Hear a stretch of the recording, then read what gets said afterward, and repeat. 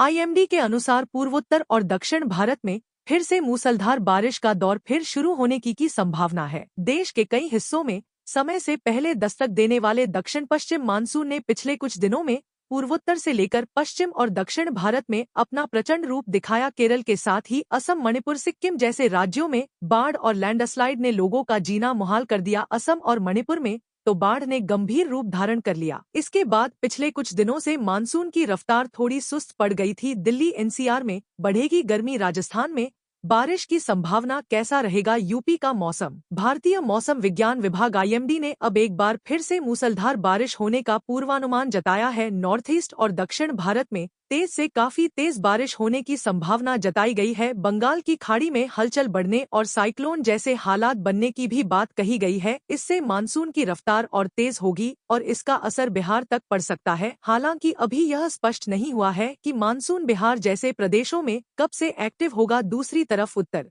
प्रदेश, Rajasthan, Delhi NCR, Haryana जैसे राज्यों के लोगों को फिलहाल भीषण गर्मी का सामना करना पड़ेगा। मानसून ने इस साल समय से पहले और मजबूत दस्तक दी थी। स्काईमेट वेदर के अनुसार अब वह फिलहाल सुस्त पड़ गया है। सामान्य रूप से कमजोर मानसूनी धारा पूर्वोत्तर भारत में वर्षा को बढ़ाती है, जिससे असम घाटी में बाढ़ की स्थिति बन जाती है। अब पूर्वोत्तर में बारिश में कमी आई है, जिससे कुछ क्षेत्रों में बाढ़ की स्थिति में सुधार हो रहा है। भारी बारिश और बाढ़ से पूर्वोत्तर भारत परेशान। इन राज्यों में गर्मी का प्रकोप। बंगाल की खाड़ी में बनेगा नया सिस्टम। 11 जून को पश्चिम मध्य बंगाल की खाड़ी में एक चक्रवाती स्थिति बनने की संभावना है, जो 12 जून तक और सक्रिय होकर दक्षिण भारत की ओर बढ़ सकता है। इस सिस्टम के प्रभाव से 11 जून को आंध्र प्रदेश, तेलंगाना, तमिलनाडु और कर्नाटक में हल्की से मध्यम वर्षा की शुरुआत होगी। इसके बाद अगले 2 से 3 दिनों में कर्नाटक और महाराष्ट्र के कुछ क्षेत्रों में बारिश की तीव्रता में बढ़ोतरी होगी। केरल, तटीय कर्नाटक, गोवा और कोंकण क्षेत्र में भारी से बहुत भारी बारिश संभव है। इसकी संभावना है कि जून के 14 से 15 के आसपास बंगाल की खाड़ी के ऊपरी हिस्से में